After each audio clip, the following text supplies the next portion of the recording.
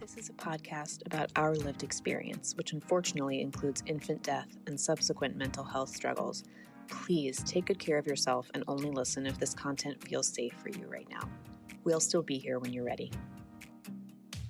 Hi, I'm Judith. And I'm Alina. We both lost babies to SIDS in winter 2021. In the throes of grief, I reached out to a stranger on the internet and our friendship was born. In the years since, we've been working hard to survive, rebuild, and navigate the continual challenges that have come our way, including divorce, Job loss, dating while bereaved, moving multiple times, health scares, pregnancy and parenting a living child, starting new jobs, and so much more. We are tired. Happily ever after is out of the question for us, but this podcast documents our journeys to happier ever after because we believe life after loss is worth living. So join us as we laugh, cry until we laugh.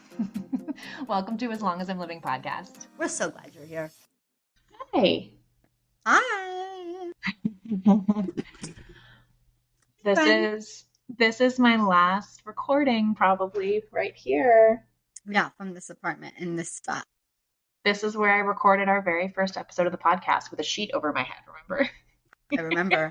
And now here we are. Those were the days. 2 years later. Yeah. And you're getting ready to move. I'm getting ready to move. My house closing went through, listeners. I have a house. It's been emotional, honestly.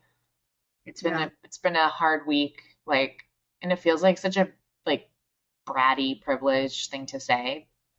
But it's just been really, it's like everything I want, right? Like I want to have a house and a husband, and I'm like here with a husband and a house, and I'm like, oh fuck, what if I lose it again? It feels like really scary to have it, you know? It is scary to have it. All the pregnant after loss people are like, yes, exactly. It's really hard when you get what you want after you lost it another time. It is hard. Well, I think it's different than that, but it is hard. I mean, yeah, it's like a 4 versus a 14. Yeah. Well, because there's so many hormones and whatever. Like your body is so not yours, which actually, okay, funny that I should say that because we're talking about body image today. So we're talking about our bodies. We are. This is a topic that I don't know why it didn't occur to us to do sooner, but I have so much to say here. I feel like, although now that I know you've been wanting to talk about it for a long time. Yeah, I feel like I have gone through so many phases of my relationship with my body since getting pregnant. And what's weird is, or I think what's unusual is that I was never somebody who really thought about her body at all before. I think I just kind of escaped that mentality. Alina, guys, I have to interrupt for a minute. Alina, you just have a very, stereotypically socioeconomic, not socioeconomic, socially acceptable body. Yes, exactly. I think you say. Natural. Of course, you wouldn't think about it because she's naturally a size 2. Her whole body is pretty much what they have on magazines. You know what I mean? From the time, that not was magazines, not my but experience. yes, I've always, without really too much effort, had a fairly societally accepted and whatever body. And I think there are plenty of people who have a body that's shaped like mine or shaped like mine was, and still feel shitty about it. I think societal shit and the patriarchy runs deep, but this was just something that didn't take up any brain space before. And now it takes up all of the amount of brain space that it's taken up is related to the loss. None of this started before he died. Even though my body had changed. For all of us out there, which I think is the norm, I think you're actually really unusual, but for most of us that have thought about our bodies the first 20 years of our lives, because we live in a country that's obsessed with body image, body size, body shape. I think what this has confirmed for me is that it's true that the other side of the universe seems better. It seems like a lot more comfortable place to live. That is not what I'm saying. Because what you're saying is that you've never thought about it, that it wasn't an issue for you. But that's not about the weight. It's not about the weight. I know. I was the same weight and thinness in the months after Quinn died as I was before he died, but I was unhealthy and I was thinking about my body a lot. It was not about the weight at all. I recognize 100% that I'm the weird one, that I'm odd. I don't think I know any other person on planet Earth. No, there are a lot of people. Not a lot. I've never met nobody I'm close to that I'm aware of doesn't grew up without any body image issues. Okay, well at least we acknowledge that. Yeah, I'm definitely the weird one. I went to Alina's wedding and it was models. I was not prepared for that. I grew up in like a Jewish community. We're not the most attractive of the bunch. So everyone that I know, I don't know any tall blonde people. I actually don't know one. I don't know one woman who is over 5'5" and blonde.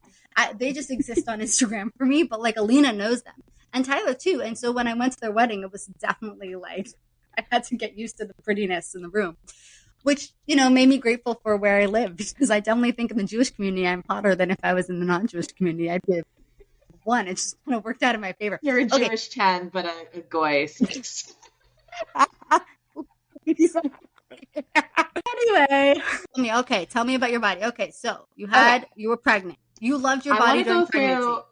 I want to talk about this in the order that it happened. But by the way, this might wind up being boring, but I actually think people are going to relate to a lot of this. So I think the first time that I really started to feel negative feelings about my body was when I couldn't get pregnant. And it wasn't necessarily about the way my body looked, but it did kind of translate to how my body looked. Like I just wound up being aware of the concept of my physical form and how it wasn't doing what I wanted it to do for the first time ever. And so that was really challenging. I had gone off of all birth control. So my body was just like changing shape a little bit. And like, I was just aware of it. My skin was weird. Like it just, everything was like not good. Okay. But not bad, but just, I was aware of it. You didn't struggle to get pregnant for a long time, but do you feel like that period of time you were aware of your body more? Yes. Right. Yeah.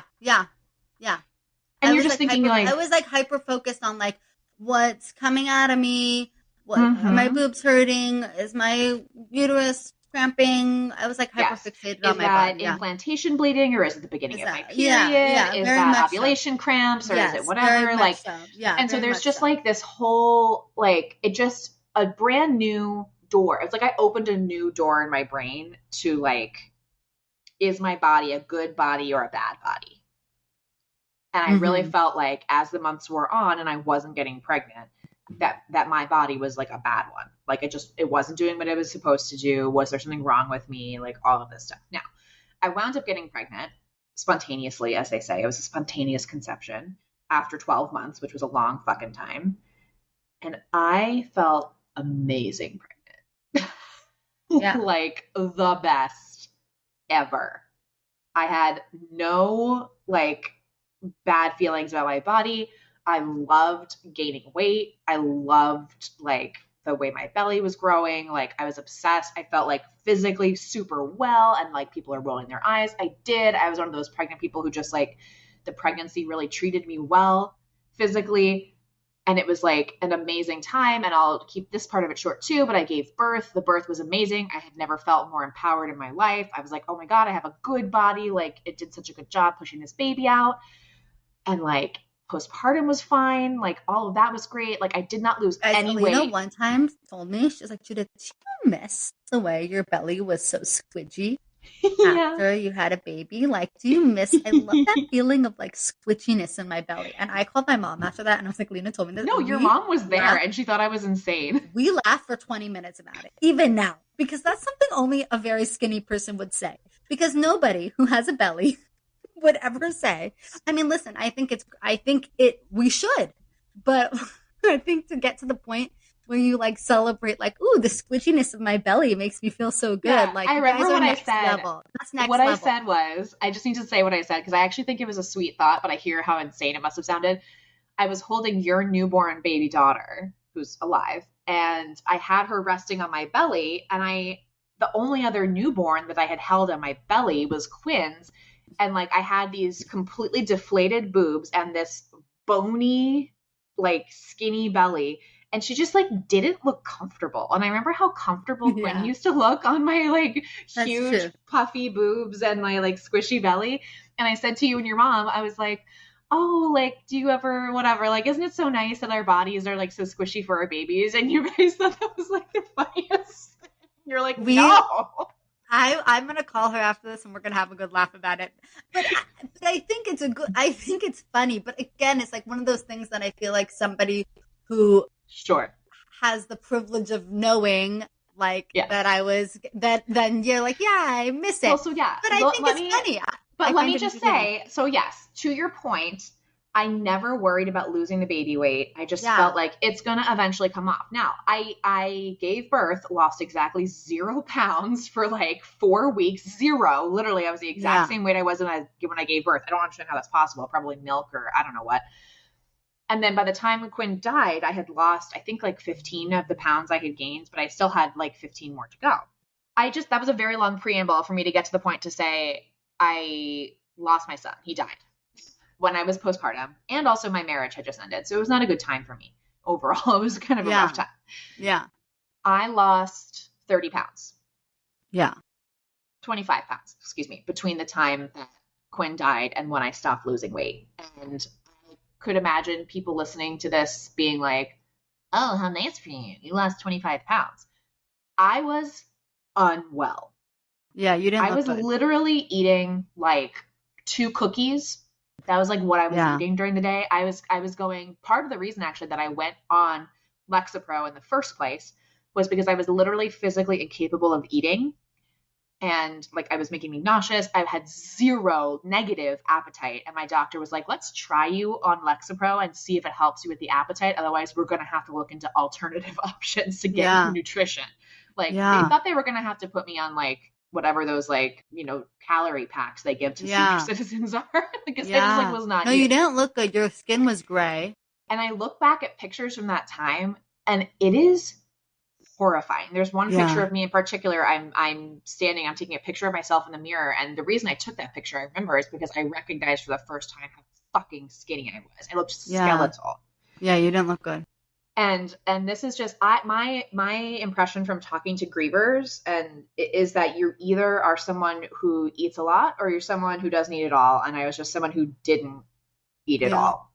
Yeah. And I think both are super, super normal, but I think it's unusual when someone has this horrible of a loss and doesn't have some weird relationship with food after. Because I just think appetite, digestion, all of that stuff is so impacted by your mental health. What about you? You started trying to get pregnant right away, so it was a little bit of a different situation.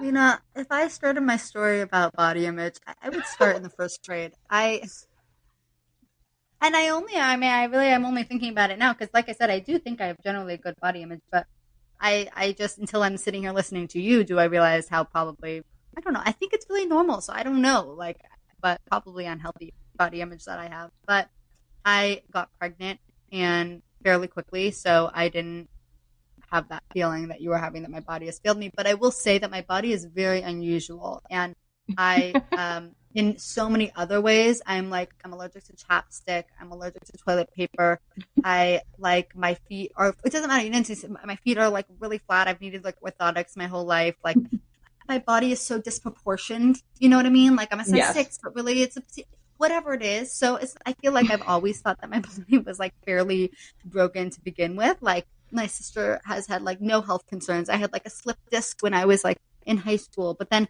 I ran a half marathon. But like, you know what I mean? Like my body's just always been this thing that like I make it do it's what I need it to do, but like it's so confused and pushing back the entire way. But I got pregnant with Aiden fairly easily, and then my pregnancy, like I don't remember what I felt with my pregnancy with him. How did you feel about your pregnant body? I mean, it was like COVID. No one was looking at me. I didn't like that I couldn't wear clothes that were like fun and cute to me. I didn't love being pregnant. I don't like being pregnant. I don't like the feeling of having something take over my body.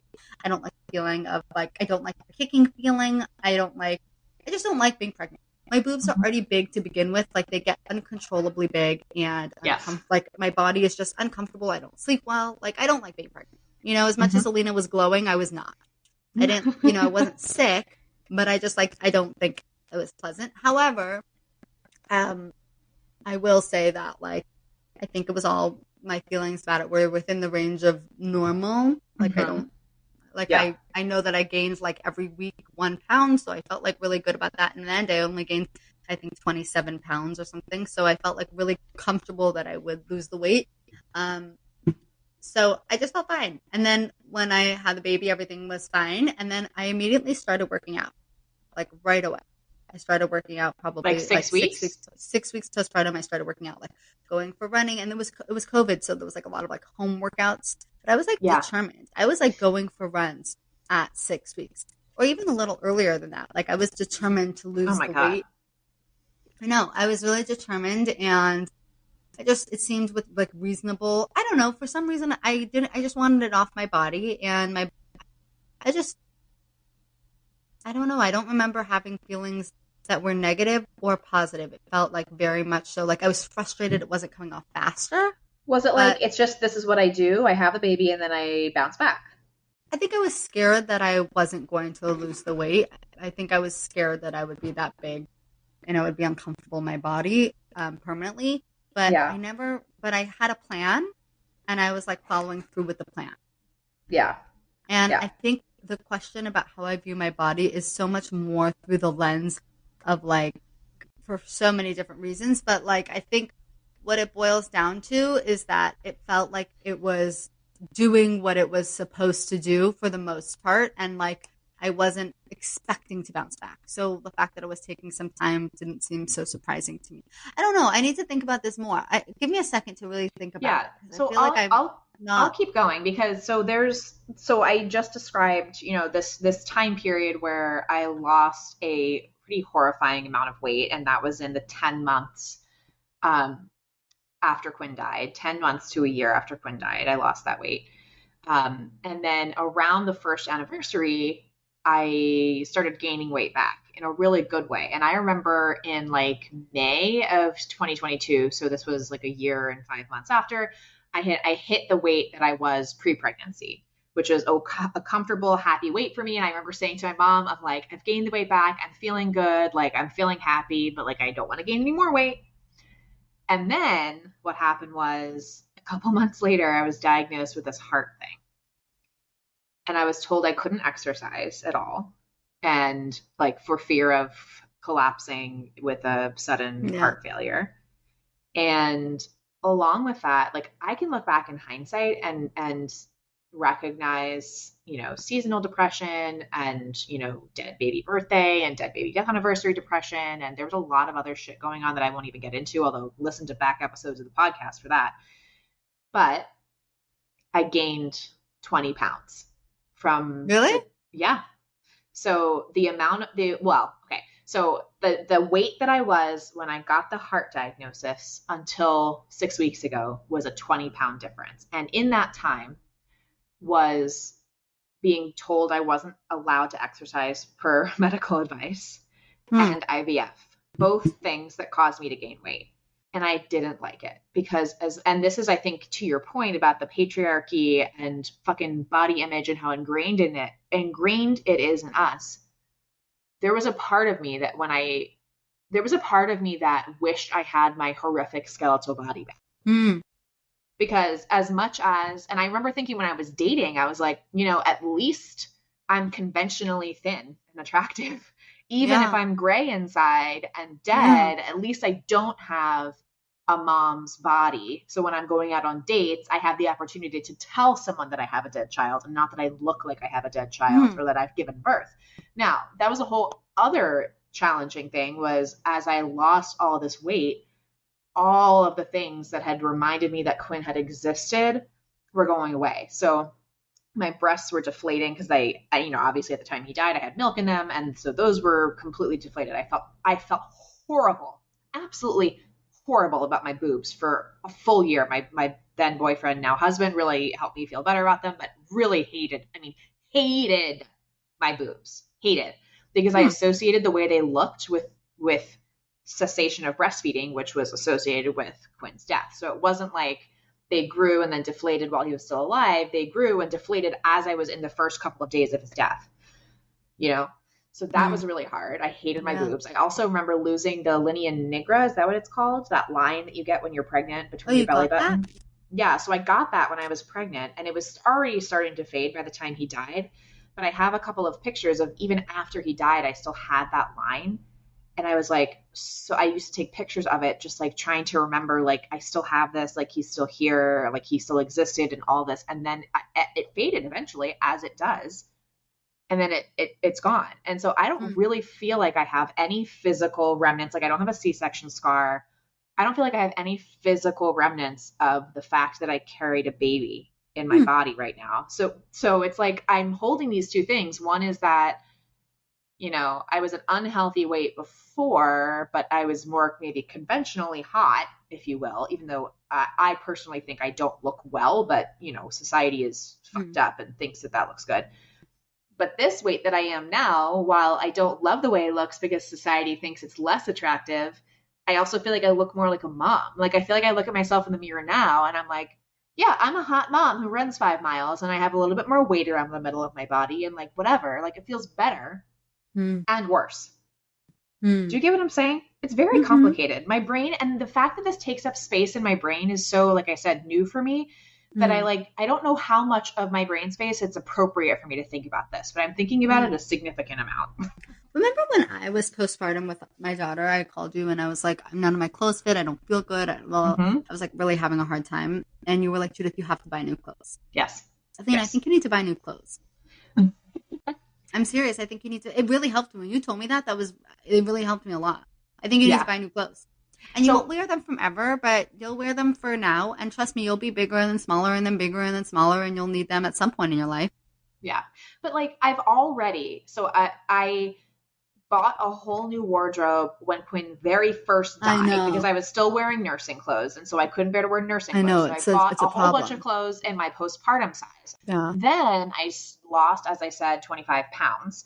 So I bought a whole new wardrobe for my really skinny self. So I have all these like extra smalls that literally are like, I hold them up on my body now and they're like child size. Garbage. Okay. So that's trash. I'm never going to be that size again, probably. But that's what I thought about the postpartum size, or you know what I mean? And then now I did start buying new stuff and I'm like, should I throw away the small stuff? Should I throw away the postpartum, the non-postpartum, but postpartum size stuff? Like it's all like, I don't want to have 6 different wardrobes of clothes for whatever my body is doing. And like, I'm just like preaching to the choir. I think everybody who's listening to this is like, yeah, Alina, that's what it's like. I lost like 10 pounds when Aiden died, and I basically lost the rest of my pregnancy weight. I was like 10 pounds up and I had lost 10 pounds in a month from when he died to the next month. So when I started trying for my daughter, I was at my pre-pregnancy weight, and I had 2 stretch marks from when I was pregnant with Aiden. And they were like pink, and I loved looking at them. I felt like they were so cute, and they were just like these little parentheses almost on my stomach, and I really liked them, and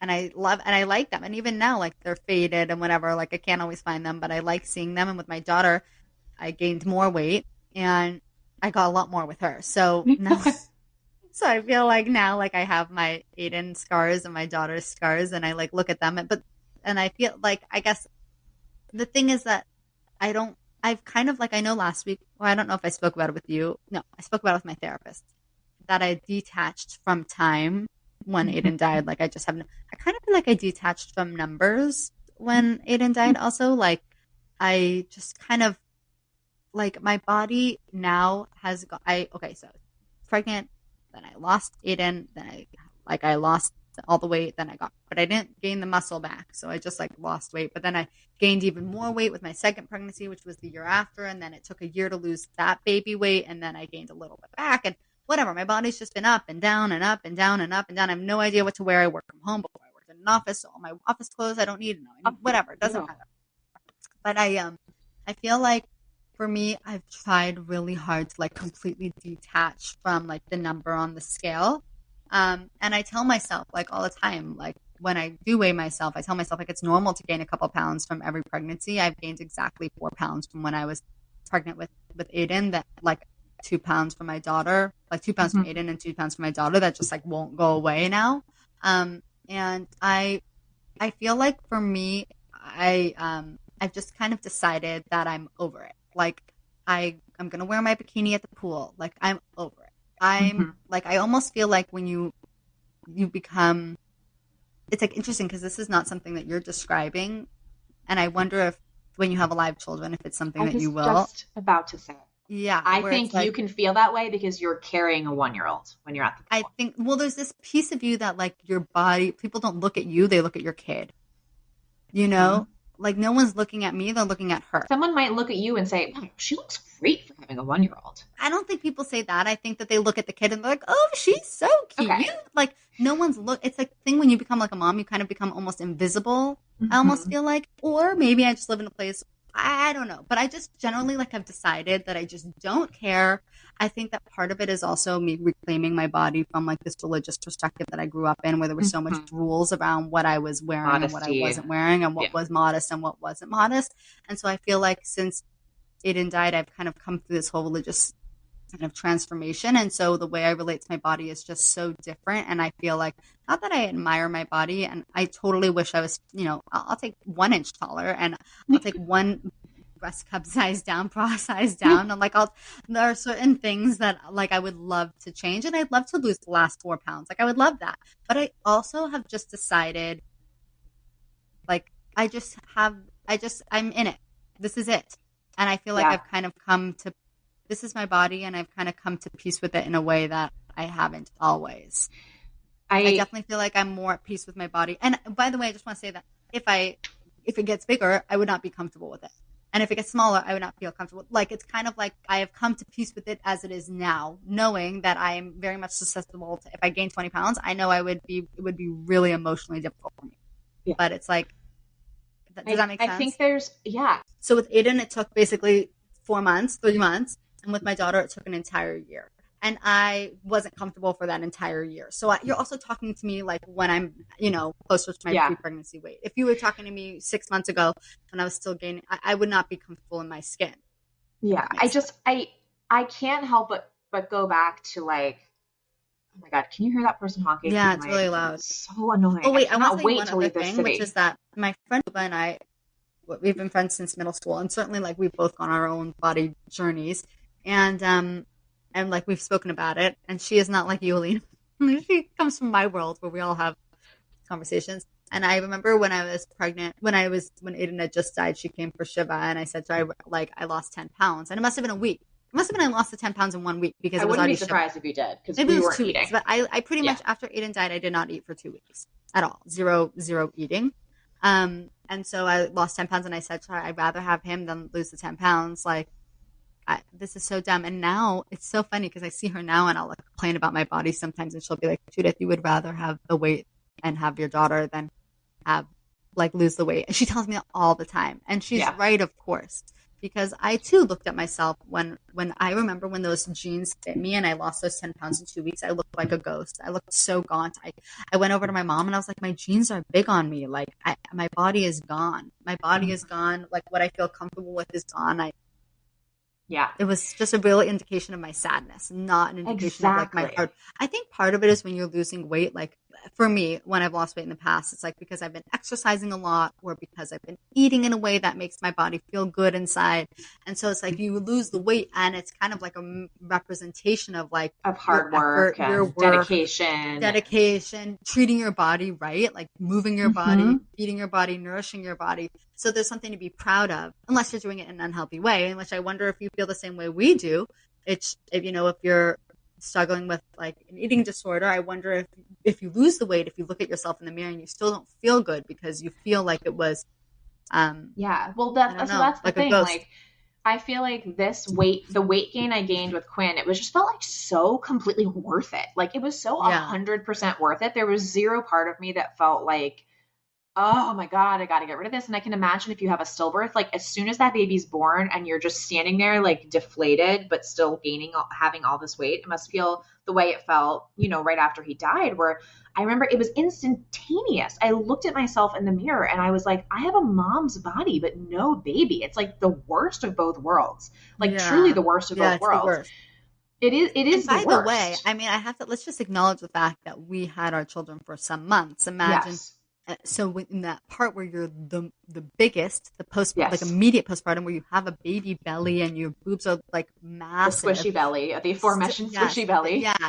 And so if you're struggling after you've had the loss of a stillbirth, it's horrific. It's even worse, I can imagine, because we had a couple of months at least to to kind of lose a couple of those pounds where you feel slightly more normal, but to come home from the hospital virtually looking 6 months pregnant with your baby, it must be horrific. And there was this post that I saw, I think it was from an unexpected family outing that I saw. That was one of the first dead baby accounts that I started to follow after Quinn died. And they had this post that said, between your eyebrows. But I hate looking at it. And we've spoken about my gray hair and my wrinkles. Like, I really don't like the way I feel uncomfortable looking at in the mirror because I feel like my face and my hair definitely like tell the story of loss. Yes. And then I started my hair. I have a spray of gray hairs that I'm not going to lie. Yeah, I love them. Yeah, you like it. I know that the reason I love them is because it's limited to one certain spot and they are from Quinn's birth and death. Like, I know that's why I like them. If I were just going gray, I would feel differently. But I have one little spot that's gray, and it kind of just looks like a highlight, and I kind of like it. Yeah. But speaking of hair, postpartum hair loss, that was brutal. I pulled out my first chunk of postpartum hair loss the day after he died. And, you know, some might say, oh, it was the grief. But, like, nope, it was just the postpartum hair loss because it was just at that time. And so not only did I lose 25 pounds, not only did my boobs deflate, did I turn gray on the inside, did I, was I miserable? Yeah. I also lost all of my hair. I was in the same boat. So bad. And that's actually one of the first things you and I talked about is our hair loss. I sent you a picture. Remember, I was like completely bald. And people, postpartum, people who've had babies, you'll recognize what I'm talking about. You lose all that hair. But when it was combined with all that other stuff, and again, no baby in my arms, was it brutal. Oh my God, it was. I got my hair done for my brother's wedding, and the woman kept touching my hair and be like, "Oh, you're having hair loss." Like, she was like, "What are you doing about that?" Because she kept like doing my hair and she kept like taking out clumps, and I was like, "Oh, I'm just postpartum." And she's like, "Oh my God, me too." And I was like, "Oh," she's like, "How old's your baby?" And I was like, "Well, he would be 5 months, but he died." And then the entire room looked up and gasped and was like, and then my sister mouthed to me, "I'm so sorry." And now we were talking about it. She's like, "Should I have told them?" I was like, "Yeah," because that poor lady did not know what was coming for her. But yeah, my hair was like, even now I still have like some. I'm actually sitting here feeling kind of emotional for that sweet, vulnerable Judith who had to. That was probably one of your first times having to. It was horrible. Like, publicly tell that. It was horrific. The whole thing was horrific. And then I had to go to a wedding, and I looked like like shit. Like I look, but I don't care about that. But I don't look at pictures of myself and think like, "Oh, you look good." I look at pictures of myself from that wedding, and I'm like, "You look horrible." All right, here's another thing that I don't think you definitely don't struggle with this as much as I do. My skin has been all over the place because I've been so many different variations of hormonal over the last 3 years. It's like pretty stable, except if I'm on birth control and all of this stuff, but I'm doing IVF. And when I was pregnant, and so I have like this like swing between super clear, great looking skin and insane bananas skin that's just all over the place and is related to my fertility, which is difficult for me to deal with considering this fertility that I have is going nowhere and I don't have a baby. Have I mentioned that? I don't have a baby. So Alina, is the weight that you gained from IVF, is that weight like it just goes on and then off? Like, is that just like water weight? What is that? So I think when I tell you I was 20 pounds up at the time of the wedding, I actually think probably 5 or 8 pounds of that was like water weight and constipation, like bloating, because you saw me, like I was extremely bloated at the wedding. And I can even see in my face was puffy from water retention. So I do think like, and the thing is I don't have a scale. So like that weight that I'm like thinking in my head is based off of when I happened to go to the doctor 2 days later and for a cardiology appointment and got weighed. So I like have that number in my head. But I do think that was a significant part of it. And I also wasn't able to exercise. So it's not like I could keep up with any kind of physical fitness. I was so exhausted. I was literally just lying around and hormonal and just like period wanting to eat snacks. So it was just like a vicious combo. That cycle, did you like go to the bathroom? I noticed. Yeah. So I noticed right away, like within 5 days of the retrieval, that I could see like the water weight had gone away. Like my face had gone back down to like the normal shape. And then once I was able to start exercising again, I do feel like it kind of like worked itself out a little bit. Like I don't know what I weigh right now, but I do think I'm less. Do you regret doing the IVF cycle during your wedding, like having those pictures look like that? Because you've made comments about how you don't like to look at the pictures. Can you please send me the link to the pictures? Because I never saw that. Yes, I will send you the links to the pictures. I think that's a really loaded question because the truth of the matter is I think I made the best decision I could have with the information I had at the time, which makes me think, no, I don't regret it. I knew my insurance was going to expire at the end of July. I knew I would have regretted not trying to get a cycle in before that expired. So I'm glad I did it that way. However, it definitely affected my experience of the wedding the whole weekend, and it affected the way I feel about the wedding photos. The only saving sucks. grace is that you guys eloped, so your actual wedding photos, Yes. you don't feel that way. That's correct. That is right. So that makes a big difference. Yes, it does. It does. Yeah. I feel like I have one kind of last thing to say about this is that my relationship with exercise has changed a little bit in that, well, I think globally, even if you don't lose a baby, I think the childbearing years are just really hard on your body. I think the swings of the weight gain, the way, you know, a 9 months pregnant woman who's in really good shape is not in the same shape as a not pregnant woman who's in really good shape. I remember my doctor saying, like, Alina, you're in the best shape for delivery. Like, I had a really strong pelvic floor and like my ankles were really flexible so I could, you know, whatever. And I think it's just that's just a hard time for people who give birth, like for, you know, that's just a hard decade, right? Mm-hmm. And then to throw in a huge physical trauma, like huge emotional trauma, where I think we've all heard, you know, you'll feel better emotionally if you exercise, like just get outside for a run, like blah, blah, blah. Like sometimes you're so depressed you can't even get off the floor and get into your bed. So how would you go for a walk outside? Like I just keep thinking like it's just this extra layer on top of it at a time when you already don't feel great about your body. Like you really don't have any tools, any tools at your disposal, any tools in your tool belt to feel better, because either you're someone who feels like they can't eat, so you can't, it's not like you can eat healthy proteins and whatever and fruit and all that stuff because you're throwing everything up, or you're someone who just is so distressed and Cheez-Its make you feel good, so you're eating Cheez-Its, which more power to you, but like you can't exercise. And like even this IVF cycle, like I wasn't allowed to exercise because my ovaries were the size of oranges and ovarian torsion was a risk. And so I had been getting into really good running shape, and I ran 5 miles the Sunday before my cycle started on a Wednesday. And then I went to go for my first post-IVF run, and I couldn't even run a mile. And that was like a 3-week difference.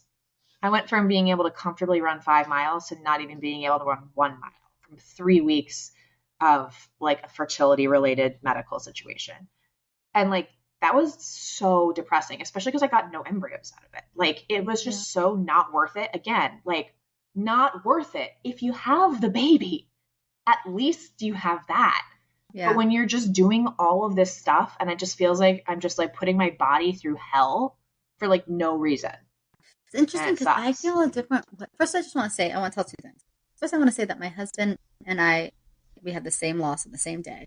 He gained 20 pounds in that month, and I lost like 10 pounds in that 2 weeks. And he gained probably 50 pounds over the course of not that first year, but this past year, he's had a really difficult time. He gained about 50 pounds probably. And he would say, so this is like, let's just add this as a layer because I'm about to say something opposite. So I just want to make sure all of you are just, shown. He would say that he would like eat an entire pan of pasta at night because it was the only thing that like made him feel good, even for 1 second. Like the endorphins that are released when you put the food in your mouth. That was it's like, and he had to do it to excess. I can relate to this because I am a nail biter my whole life, and I quit biting my nails 2 years before Quinn died and the time I was trying to get pregnant around then when I was like, 27 or 28. And after Quinn died, I literally deliberately picked up nail biting again because I was like, I need whatever fucking hormone is, whatever satisfaction I'm getting out of biting my nails off. Like I need that hit because that's how bad my life was. I started biting my nails again for that exact same reason. He would say that he would do it to excess because at that point, that was like the only thing you could see. Like, it's like, I think he also felt like he didn't even know when it was done. Like it was something so disassociating. I don't fully understand it, but I just want to like represent that view, because if you're someone who like eats at night an entire, carton of pasta, know that you're not alone. And that's so common. And I think it's part of like just going towards excessive behaviors in general, like excessive drinking too, like gaining a lot of weight because you're drinking so much. If drinking makes you feel like relief for even 1 minute, like I can completely understand why you would want to drink. It's very tempting. It's so tempting. And it's like, well, if we're even getting high, it's like, well, I obviously eat more when I'm getting high. You eat more when you're drunk. Like all those calories when you're drinking wine or whatever it is, that excessive behavior feels good in that moment, or it feels neutral and your brain is shut off. And both those things are so attractive that like it makes complete sense why you would gain weight. And a lot of weight. Like I said, my husband gained 50 pounds. I wanted to say this one other thing, but I don't remember what it was. What were we talking about? Oh, exercise. I want to say that I feel the opposite, which is that when I'm running, I feel so grateful that I have the energy to run and that I want to run. Running to me is like a luxury. It's something I did when Aiden was alive because it was like, it felt like a luxury. Like I had the time, the space to run. And like, I feel like I don't want to run most days. And so when I want to run and I do, I just feel like blessed that I can. And it puts it in like a new attitude. Like that's how I feel about work too. For so long, I couldn't work. That like when I work is fun for me. And like I find it entertaining. And it's like, wow, I'm lucky that I have the brain space and the capacity and the interest and the skills and the knowledge and also the just ability to work. And that's kind of how I feel about running and exercise too. It's like, I feel so blessed that I'm at a place where I can run, because for so long I couldn't run. And after Aiden died, I hired a personal trainer to literally force me to exercise, because I felt like I wasn't exercising and I wasn't doing anything. And I knew that it would give me, I was like trying to just like trick my brain into getting endorphins. So I hired this lady to force me to exercise, which was a waste of money. But that's not the point. The point is that it still feels like a luxury. Exercise feels like a luxury. And I feel so like gluttonous for having, like that indulging. I can enjoy it. Or indulging in my, even a walk or whatever. I love that you said that. And I think that's like a nice positive note to end on. When I have good runs, which I'm having more good runs than bad runs these days, it's actually one of the times that I feel most connected to Quinn. And I think that's really interesting because I never ran with him. I did run exactly two times in the time he was alive. I knew my body would change, but I didn't know what I would look like with empty arms and a broken heart or something like that. Like I knew that my belly would be bigger after having a baby. I knew my hips would be wider. I didn't know that I would have a broken heart, and I didn't know that I wouldn't have a baby to hold. And I really do think I'm optimistic that when I have another baby again and my outside matches my inside, like when my external presence to the world holding a 2-year-old or whatever, I think I look really good for having a young child. It's just that my young child is dead. So I just feel like I don't present. I think know. You look like, it's funny to hear you say this because I think you look incredible. Like I didn't notice when you said you gained 20 pounds. I did notice that you were definitely bigger than when I first seen you. Wait, Alina and I are now the same size. I just find that hysterical. Alina is coming to peace with being a size 6. It's very hard. Welcome to the world. And here am I being like, I'm a size 6 plus. I might be an 8. Whatever you want to be. You could say 20 and we would have the same conversation. It would be funny. I know. But okay, so we've talked a lot about weight, okay? I think there's more to body image than weight. And so first of all, I just want to say I am optimistic. I'm going to feel better about the weight when I have a living child in my arms. I'm choosing to use the word when as opposed to if, even though my brain wants to say if. But I want to go back and saying, hold on, we have to go back a second. Remember the first year we went on the cabin trip? Yeah. We were both wearing bathing suits. Both of us were wearing bathing suits. And I think it's super interesting to think back on because then the second year we were wearing bathing suits too. And you know what's so funny, guys? Let me tell you something. I don't know if this is like a self-defense mechanism. I don't know what this is. But I was like 4 months postpartum. I don't know what I was when we went.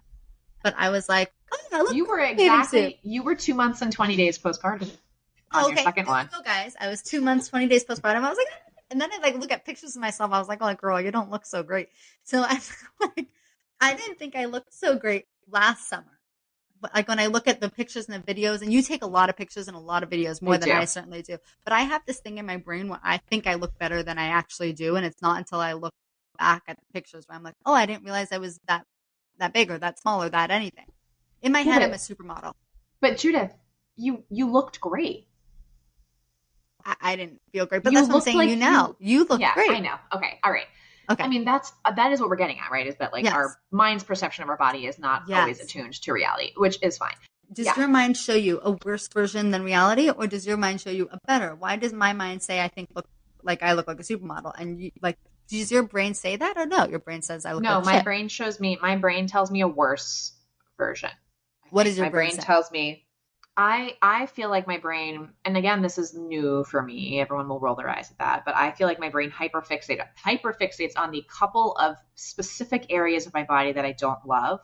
When really, if I look at the whole picture, the total picture, and I'm wearing clothes that fit or whatever, and I have, my hair done, like I actually feel like I look good. It's just that I only wind up paying attention to the parts that I don't love. And you know what else? Like, I really do feel like this is an important point too. It's actually kind of related to what you were saying before, where it feels worth it, right? The weight gain from having a baby felt so worth it. The weight loss felt like I hadn't earned it. So it felt really uncomfortable that I was like, I went back to work in my office with her. So my boss was like, Alina, you look great. It looks like you lost weight. And what I said, yeah, I gained and lost 40 pounds since the last time I saw you, because I had a whole pregnancy and then I had lost weight. And so that didn't feel deserved. So I was getting this like attention from, men I was going on dates with, and like, people at work, that I looked great, even though obviously I didn't. So that didn't feel deserved. And now I've gained weight because of a health issue, right? Yeah. It's two specific health issues. It's this heart condition and IVF. Like, I've gained weight for a health issue. And so it doesn't feel worth it. Like, I don't get that cute, cuddly baby at the end. And first of all, I don't have a scale. Like, I actually think I've probably lost like 10 pounds in the last month since IVF ended, and I've been running more and all this, whatever. It doesn't matter. It's just complicated is what I'm trying to get at. But I want to make sure we touch on the non-weight parts of body image, because there's also so much there. So first of all, wrinkles. We have a grief wrinkle. Right here. We have so many grief wrinkles. We have one grief wrinkle. It's the line. Okay, if you're wondering where it is, my husband has one wrinkle, and it's the grief wrinkle. And I have the exact same one. Look at yourself in the mirror. It's in the middle of your forehead going across. It's in the middle of your forehead. Everyone I know that has lost a child has it. And if you don't have it, you'll probably get it. Now, unfortunately, my face does not respond well to Botox. I've tried. It's a long story. I think what your Botox person said is that if you don't have the 11s, but you do have that horizontal wrinkle, right? That's unusual. And that's a grief sign, which is what, and I mentioned that like 5-mile run right before my IVF cycle. And that was actually like one of the best runs of my life. And I just had this like feeling where I was like, Quinn, I'm doing this for you. Like, you don't get to run, but I can run.